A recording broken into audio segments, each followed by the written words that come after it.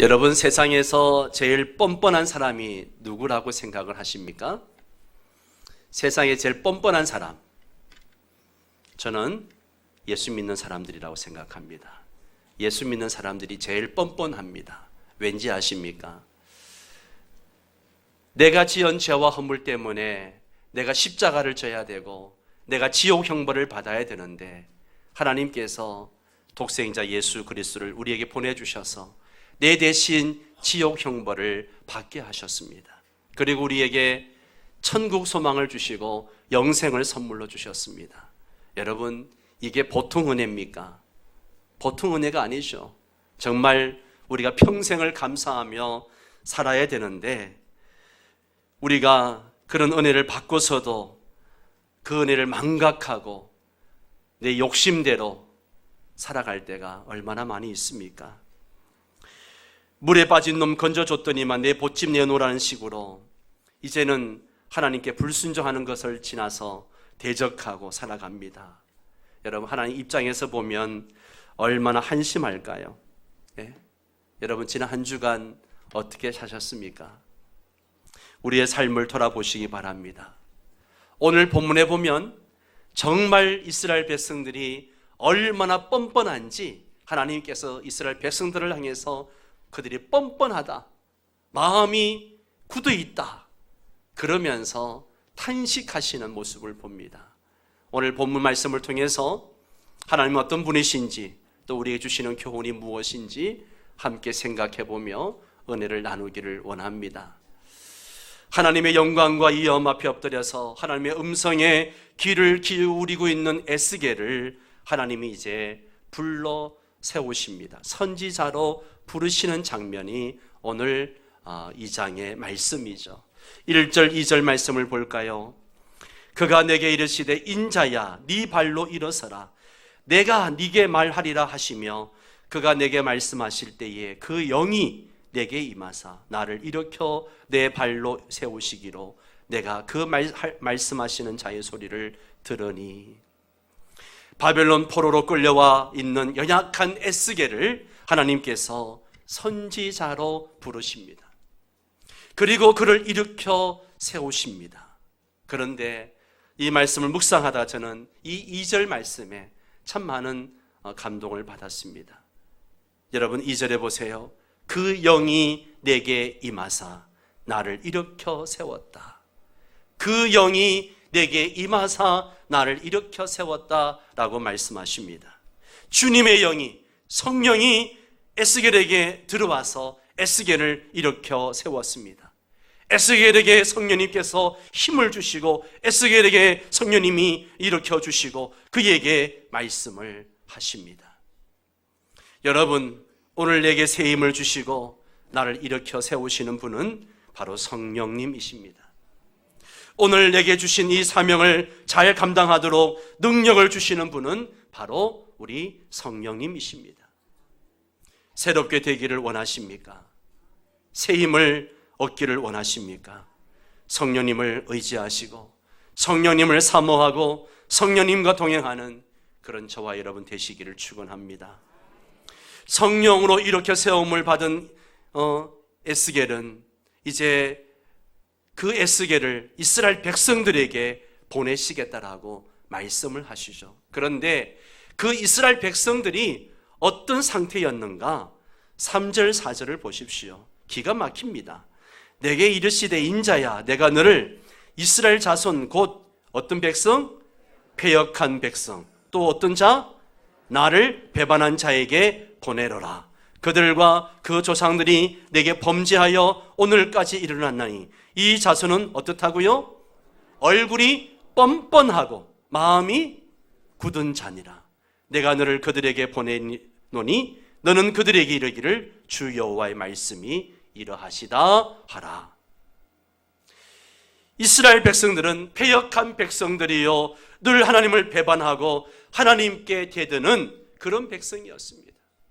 그러면서도 얼굴이 뻔뻔해서 부끄러운 줄도 모르고 마음이 굳어 있어서 아주 고집스럽고 말도 듣지 않는 그런 백성이었습니다.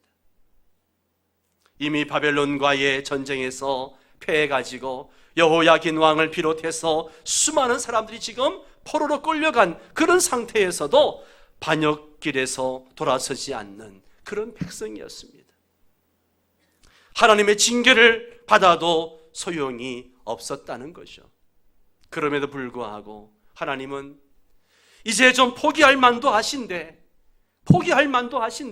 포기하지 않으시고 또다시 그런 자에게 에스겔을 보내셔가지고 말씀을 전하려고 하신다는 것이죠. 포기하지 않는 하나님. 여러분, 하나님은 절대 포기하지 않으십니다. 절대 포기하지 않으세요. 사랑하는 성도 여러분, 혹시 우리의 모습이 뻔뻔하지 않습니까? 저는 요즘 우리 한국교회를 생각하면 너무 가슴이 아픕니다. 사람들의 소망이 되어야 될 교회가 소망은 커녕 정말 지탄의 대상이 되고 있는 모습을 볼 때마다 마음이 아픕니다. 사람들이 평강을 찾아서 교회로 오는 것이 아니라 절로 성당으로 찾아갑니다. 해마다 여름만 되면 수양을 한다고 마음의 평강을 얻기 위해서 템플스테이에 신청해서 거기 들어가서 평안을 찾는다라고 합니다. 거기다가 교회가 교회다움을 잃어버리고 존경을 잃어버리니까 이제는 말도 안 되는 이상한 이단들이 일어나가지고 교회를 비웃고 교회를 공격을 합니다. 신천지와 안산홍 정인회 같은 이단들이 판을 치고 있습니다. 그런데도 더 문제가 뭐냐 하면 아직도 한국교회가 저 같은 목회자들이 정신을 못 차리고 있다는 거예요. 세습해놓고도 내가 한 것은 세습이 아니라고 뻔뻔하게 변명을 합니다. 얼굴이 얼마나 뻔뻔해졌는지 어떻게 저럴 수 있을까 하는 생각할 때가 많습니다. 기독교라고 비판하는 사람들을 사탄의 무리라고 폄하해버리고 우리 속에 진정한 각성의 모습이 없는 게 더 문제라고 하는 거죠. 저는 그렇게 생각합니다. 세상 사람들이 예수를 믿고 안 믿고는요, 일단 다음의 문제고 교회가 존경을 회복해야 합니다. 이 땅에 소망을 줘야 됩니다. 그러려면 다른 게 아닙니다. 기독교가 다시 본질로 돌아가야 되는 거예요. 다시 말씀 앞으로, 복음 앞으로 돌아가서 경건한 영성을 회복해야 됩니다. 여러분, 한국교회를 위해서 기도하실 때 이 문제를 놓고 기도해 주십시오. 우리 교회가 그렇게 되도록 기도해 주시기 바랍니다. 그런데 에스겔을 묵상하다가 놀라운 사실 하나 발견하게 됩니다. 이렇게 고집스럽고 뻔뻔한 이스라엘 백성들을 포기하지 않으시고 이들에게 복음을 전하게 하시려고 지금 에스겔을 보내시는데 에스겔을 어떻게 준비시키는지 보세요. 2장과 연결되어지는 것이 바로 3장인데요. 3장도 2장과 같이 붙어있는 장입니다. 에스겔 3장 8절 9절 말씀을 우리 한번 같이 읽도록 하겠습니다. 내가 그들의 얼굴을 대하도록 네 얼굴을 굳게 하였고 그들의 이마를 대하도록 네 이마를 굳게 하였으되 네 이마로 화석보다 굳은 금강석같이 하였으니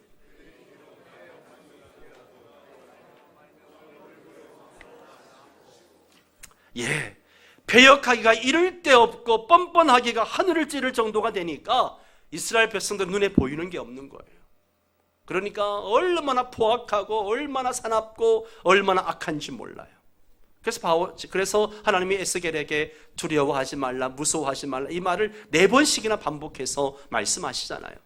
이런 이스라엘 백성들에게 복음을 전하게 하시려고 하나님께서 에스겔의 얼굴을 금강석처럼 굳게 만드셨다라고 이야기하십니다. 좀 재미있게 표현하면 얼굴에 철판을 깔아주셨다는 거예요. 네, 얼굴에 뭘 깔아요? 철판을 깔아주셨다는 거예요. 강심장을 갖도록 해주셨습니다. 얼굴에 철판을 깔고 강심장을 가진 전도인, 좀 점잖게 얘기하면 담대한 전도인으로 만들어 주셨다는 겁니다. 이스라엘 백성들에게는 에스겔이 전하는 말씀을 듣지 않을 충분한 이유가 있었습니다. 왜냐하면 원래 강팍하기도 했지만 그 메시지 내용이 도무지 그들의 비위에 맞지 않는 내용들이었습니다. 흥미를 끌 수도 없는 그런 이야기들을 합니다. 예를 들면 포로로 잡혀온 이스라엘 백성들은 지금 어떤 생각을 가지고 있는가 하면 우리가 1년, 2년만 지나면 다시 예루살렘으로 돌아갈 수 있다라고 믿고 있었습니다. 그때까지만 해도 아직 예루살렘이 함락되지도 않았고 유다 나라가 건재하고 있었기 때문에 조금 있으면 다시 돌아갈 수 있다라고 생각을 했습니다. 그리고 거기에 맞춰서 거짓 선지자들은 그들이 듣고 싶어하는 말, 듣기 좋은 말로 계속 이야기합니다. 여러분 1, 2년 후에 우리가 예루살렘으로 돌아갈 수 있으니까 걱정하지 마십시오. 우리에게 평안이 있을 것입니다. 그렇게 거짓 예언까지 합니다. 그런데 하나님께서 에스겔에게 전하라고 하신 말씀의 내용이 뭔가 하면 예루살렘은 이제 곧 하나님의 심판을 받아서 함락이 된다. 예루살렘은 반드시 함락된다. 너희들은 1년, 2년 안에 절대 못 돌아간다 라고 하는 메시지였습니다. 상황이 이와 같은데 그들이 에스겔의 말을 듣겠습니까? 듣지도 않죠. 그 정도에서 끝나는 것이 아닙니다. 뭐라고 얘기하는가 하면 여러분 바벨론의 포로로 붙잡혀 가가지고 70년 동안 그 땅에서 살아야 합니다. 그 땅에서 결혼하고 자식 놓고 농사 짓고 그렇게 살아야 됩니다. 헛된 꿈을 꾸지 말고 거기서 편하게 사십시오. 70년 후가 되면 하나님께서 우리를 고국 땅으로 돌려보내실 겁니다. 그렇게 이야기합니다. 여러분 이런 말씀이 그 사람들의 귀에 들어오겠습니까? 하나님 지금 뭐라고 하셨습니까? 70년 후라고요? 그때가 되면 내 나이 140세입니다. 도대체 그때까지 내가 살아 있을 수가 있습니까? 이런 식의 반항을 하는 거죠. 그러므로 그들이 그 말이 그들에게는 전혀 기쁜 소식이 될 수 없는 말들입니다. 그럼에도 불구하고 하나님께서는 에스겔에게 전하라고 하셨습니다. 그러니 에스겔이 얼마나 어려운 사명을 감당하고 있는지 우리가 이해가 되는 것이죠. 예레미야가 왜 그렇게 울면서 예언을 했는지 이해가 되는 것이죠. 에스겔의 평소 성격으로는 도저히 백성들을 상대할 수가 없었습니다.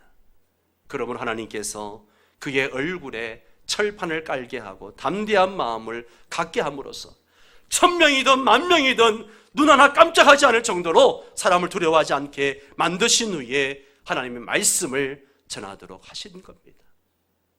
천대를 받아도 상관하지 않고 사람들의 핍박을 받아도 개의치 않고 생명의 위협을 받아도 마음의 동요가 되지 않는 철인 같은 마음으로 무장시켜 주셨습니다. 우리는 복음을 전해야 됩니다.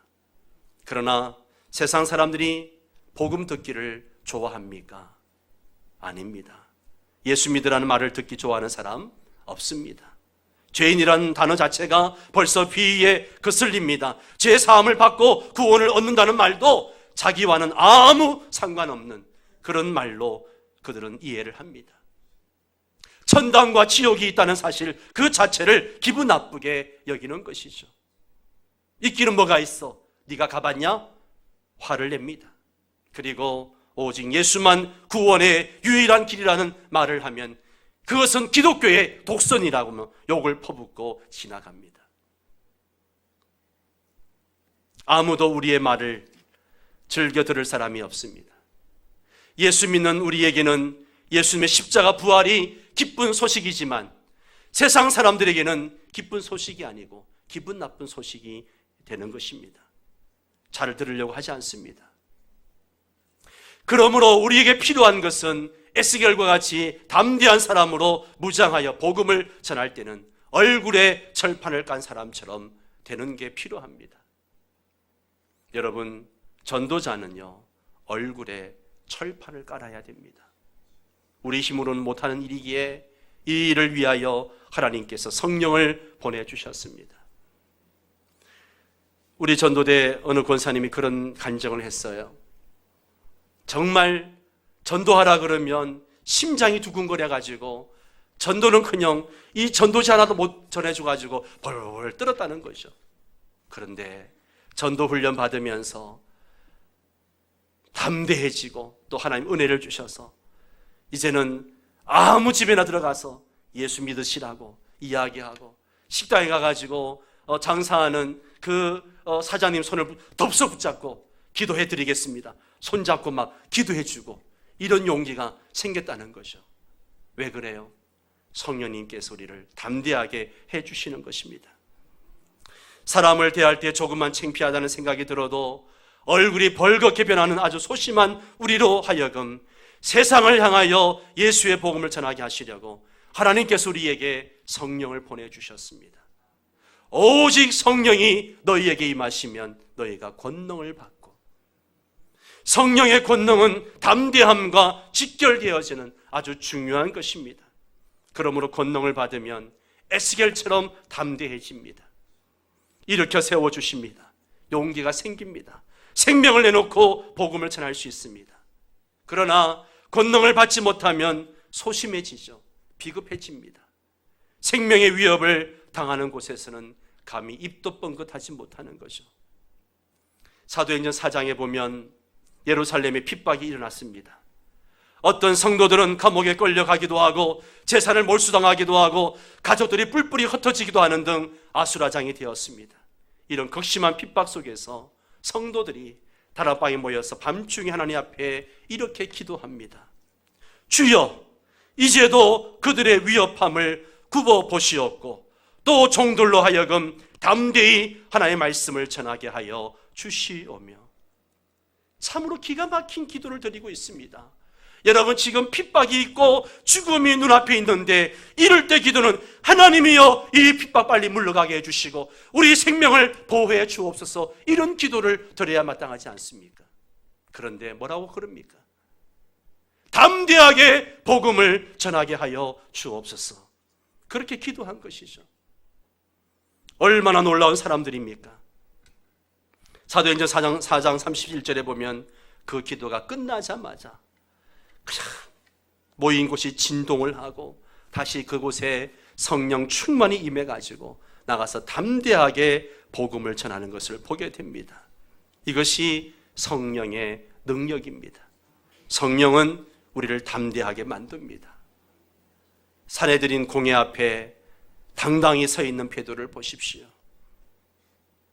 당장 돌멩이가 날아올 것 같은 살벌한 분위기 속에서도 천사와 같이 환한 얼굴로 복음을 전하는 서대반을 보십시오. 총독과 왕 앞에서 초라한 죄수의 몸으로 재판을 받고 있지만 당신들도 나와 같이 되기를 원합니다, 큰 소리치는 사도 바울을 보십시오. 모두가 성령 충만한 사람들이었기에 담대했습니다.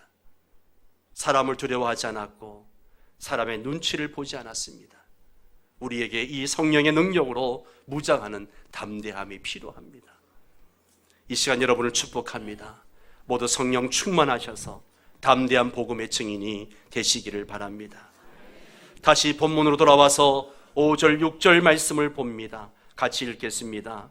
그들은 패역한 족속이라 그들이 듣든지 아니 듣든지 그들 가운데서 선지자가 있음을 알지니라. 인자야, 너는 비록 가시와 찔레와 그들을 두려워하지 말고 그들의 말을 두려워하지 말지어다. 그들은 패역한 족속이라도 그 말을 두려워하지 말며 그 얼굴을 무서워하지 말지어다. 아멘. 하나님은 에스겔에게 패역한 족속 이스라엘이 듣든지 아니 듣든지 가서 전해라, 듣든지 아니 듣든지 가서 전해라 말씀하십니다. 그들이 그 말을 듣고 돌아설 가능성이 있기 때문에 네가 가서 전해라 하신 게 아니에요. 하나님은 오히려 그들이 듣지 않을 것을 아셨습니다. 그런데 가라, 네가 가시와 찔레와 함께 있고 정갈 가운데 거주할지라도 무서워하지 말고 가라, 가서 듣든지 아니 듣든지 전해라. 7절에서도 반복해서 말씀하십니다. 같이 읽습니다. 너는 내 말로 구할지어다. 아멘. 하나님은 그들이 심히 패역한 자들이라 듣지 않을 것을 아셨습니다. 그럼에도 불구하고 가서 전하라 라고 말씀하십니다. 사랑하는 성도 여러분, 앞에서도 얘기했지만 오늘 우리는 돌아설 가능성이 있기 때문에 전도하는 것이 아닙니다. 주님께서 가라고 하셨기 때문에 가서 전하는 겁니다. 아멘입니까?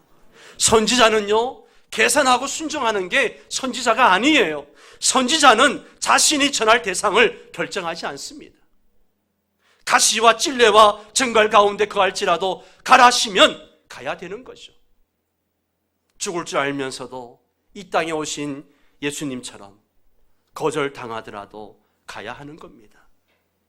하나님은 오늘도 그렇게 순전하게 순종하는 신실한 당신의 종들을 찾고 계십니다. 오늘 그런 신실한 종들이 우리 가운데 넘쳐나게 되기를 축원합니다.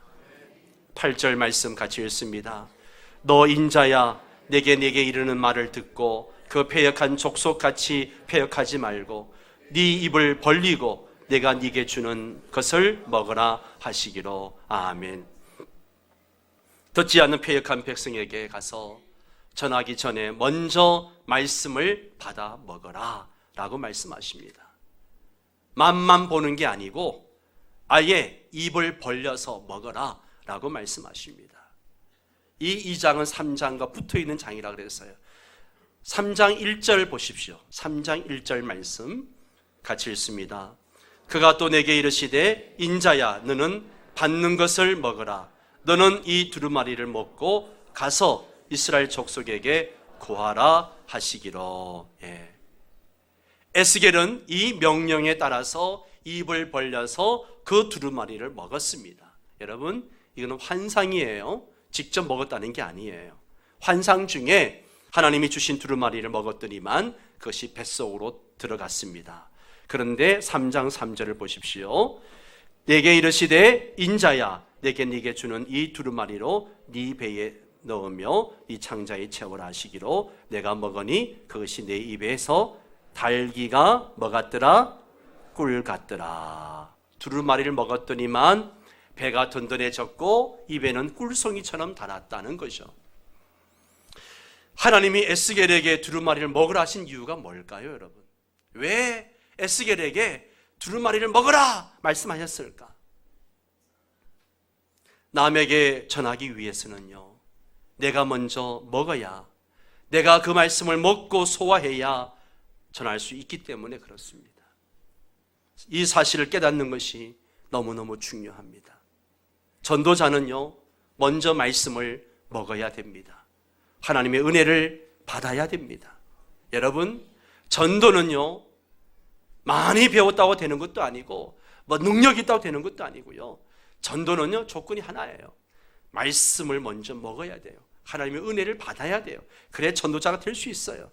식탁에 아무리 맛있는 음식을 차려놓아도 그것을 내가 먹지 않으면 나에게 아무 소용이 없는 것이죠. 그것을 먹어야 나에게 살이 되고 피가 되는 것처럼 하나님의 말씀을 먹어야 내 것이 되어서 내 생각과 감정과 의지가 그 말씀에 사로잡히게 되는 것입니다.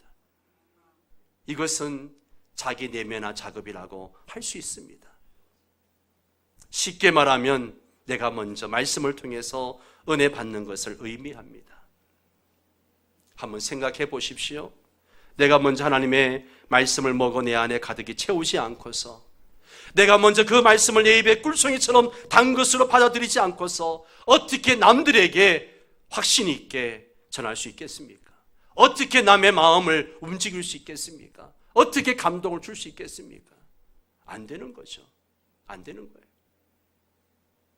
그렇기 때문에 에스겔에게 네가 먼저 받아 먹어라 말씀하시는 거죠. 네가 먼저 받아 먹어라. 앞에서도 많이 이야기했지만 사실 하나님이 에스겔에게 전하라고 주신 말씀은요, 듣기에 좋은 이야기가 아니에요. 2장 10절 말씀 보세요. 그 두루마리 앞뒤에 뭐가 적혀 있습니까? 애가와 애곡과 재앙의 말이 기록되어져 있습니다. 온통 슬픈 이야기만 가득합니다. 하나님의 심판에 관한 이야기만 잔뜩 기록되어져 있는 두루마리예요. 그러므로 그 말씀은 입에 꿀송이처럼 달기는 고사하고 오히려 쑥과 같이 쓴 말씀입니다. 그럼에도 불구하고 에스겔이 먹어보니 달았다라고 라고 말합니다. 이유가 뭘까요? 왜 달았을까요? 여러분, 지금 하나님께서 이스라엘 백성들을 심판하고 징계하시는 이유가 그들을 멸망시키고 그들이 미워서 그러시는 겁니까? 아니죠. 사랑하시기 때문에 돌아오게 하려고 지금 그렇게 심판하시는 거죠. 하나님의 공의로 심판하시는 분이지만 그 앞에 우리가 무릎을 꿇고 심판을 달게 받으면서 하나님의 인자와 긍휼을 간절히 사모하면 그 심판의 말씀, 저주의 말씀도 꿀송이처럼 단 은혜의 말씀이 될 수 있다는 겁니다. 내가 지금 고난 가운데 있고 역경 가운데 있어도 하나님 그렇습니다. 내가 마땅히 이 벌을 받아야 됩니다. 그러면서 거기에 순종하고 그 말씀을 붙들고 나아가게 되면 그 말씀이 나에게 단말씀이 되고 그 말씀으로 인해서 내가 일어서게 되는 것이죠. 하나님은 자비하신 분입니다. 그러므로 회개하고 하나님 앞에 나와 엎드리는 자에게는 심판을 선언했다가도 나중에는 무궁무진한 긍휼과 자비로 위로해 주시고 은총을 베풀어 주십니다. 그러므로 겉으로 보기에는 썬쑥과 같은 말씀입니다마는 그 말씀을 먹고 은혜를 받으면 꿀송이처럼 단 말씀이 되는 것이죠. 이 세상에 나가서 복음을 전하기 위해서 우리도 먼저 에스겔처럼 복음의 말씀을 먹어야 합니다. 복음의 말씀을 먹어야 돼요. 여러분, 우리가 지금 성경을 다 가지고 있습니다. 아마 집에 성경이 몇 권씩 다 있을 거예요. 이 성경의 대주제가 뭡니까? 예수 그리스도입니다. 창세기부터 요한계시록까지 모든 내용을 꿰뚫는 하나의 주제가 있다면 그게 뭐예요? 예수 그리스도. 예. 예수님이 세상에 오셔서 나를 구원하시려고 십자가를 지신 이야기가 여기에 기록되어져 있습니다. 죄와 사망의 권세를 이기시고 부활하신 영광스러운 그 아침의 이야기가 이 책에 기록되어졌습니다. 누구든지 예수를 믿으면 죄 사함을 받고 죄 사함을 받은 사람은 한 사람도 빠짐없이 하나님 나라의 영생을 축복을 얻게 된다는 이 엄청난 약속이 우리 손에 들려있는 성경에 기록되어져 있습니다. 그러므로 이 말씀을 먼저 내 것으로 먹기만 하면 그 말씀이 내 입에 꿀송이처럼 달 수밖에 없는 거죠. 에스겔에 주신 하나님의 말씀이 심판과 저주를 가득히 담고 있어도 에스겔의 입에 꿀송이처럼 달았다면 나 같은 죄인을 구원하시기 위하여 하나님의 아들이 오셔서 십자가에 죽으시고 내 모든 죄를 다 씻어주시고 나를 무조건 하나님의 자녀로 삼아주시겠다는 이 약속이 담겨있는 그 말씀은 우리 입에 얼마나 단 말씀이 되겠습니까? 그러나 먹어보지 않았기 때문에 그 말씀이 단지, 그 말씀이 쓴지 모르는 것이죠.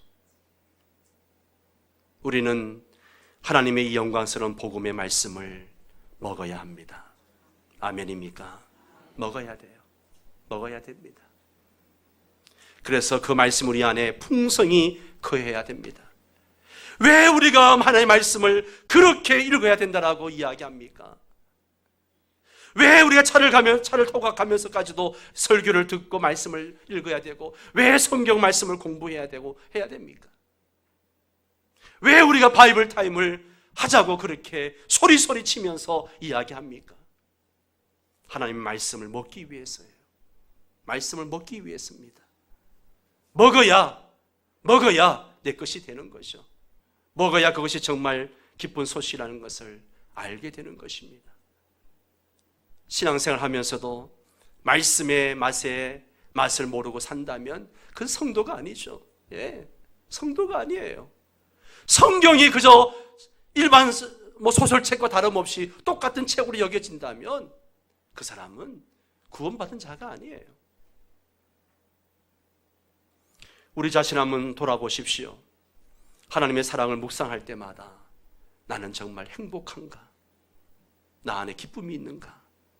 나를 사랑하사 나를 위하여 자기 몸을 버리신 예수님의 십자가만 생각하면 내 가슴이 뜨거워지는가? 내 가슴에 감격이 솟아오르는 건가? 내가 죄 용서받았다는 사실을 확인할 때마다 알 수 없는 어떤 힘이 내 안에서 솟아오르는 것을 느끼고 있는가? 이 복음이 너무 좋아서 다른 사람에게 말하지 않으면 견딜 수 없을 정도로 그렇게 뜨거움이 있는가? 만약 그렇다면 나는 하나님의 말씀을 먹은 사람입니다. 그 말씀의 단맛을 아는 사람인 것이죠. 날마다 말씀을 읽으며 십자가 앞으로 나아가시기를 바랍니다. 거기에서 하나님의 사랑을 맛보시기 바랍니다. 날마다 기도하는 무릎으로 부활의 영광을 바라보시기 바랍니다. 날마다 값없이 받은 죄사함의 은혜를 찬송할 수 있기를 바랍니다. 이와 같이 복음의 말씀을 내가 먼저 먹을 때 나를 통해서 보이지 않는 놀라운 힘이 다른 사람을 향해서 뻗어나가게 됩니다. 그리고 하나님을 거부하던 완악한 사람이 내가 전하는 예수 그리스도의 복음을 듣고 변화되는 것이죠. 이를 위해서 내가 먼저 먹어야 됩니다. 사랑하는 성도 여러분, 전도하는 거 쉬운 일이 아닙니다. 쉬운 일이 아니에요. 6절에 나오는 것처럼 두렵고 무섭고 두려운 겁니다. 예. 그러기에 먼저 말씀을 받아 먹으라 말씀하시는 거죠. 에스겔에게 먼저 말씀을 받아 먹어라, 말씀으로 무장하라는 거예요. 우리가 말씀으로 먼저 무장되어 있을 때 사람들이 두렵지 않게 되는 것입니다. 여러분, 말씀과 두려움은요 반비례합니다. 내 안에 말씀이 충만하면 어떤 고난과 역경이 내 앞에 다가와도 두렵지 않습니다. 그러나 내 안에 말씀이 없으면 우리는 조그만 고난 앞에서도 흔들리게 되고 두려워하게 되고 낙심하게 되는 거죠. 말씀과 두려움은 반비례합니다. 늘 말씀으로 무장하고 말씀을 먹고 하루를 시작하고 말씀을 가까이 하는 그런 여러분 되셔서 듣든지 아니 듣든지 가서 전해야 됩니다. 내 가족들에게, 내 이웃들에게 전해야 됩니다. 그렇게 될 수 있기를 축원합니다. 다 함께 일어나셔서 너 어디 가든지 순종하라는 찬양이 있습니다.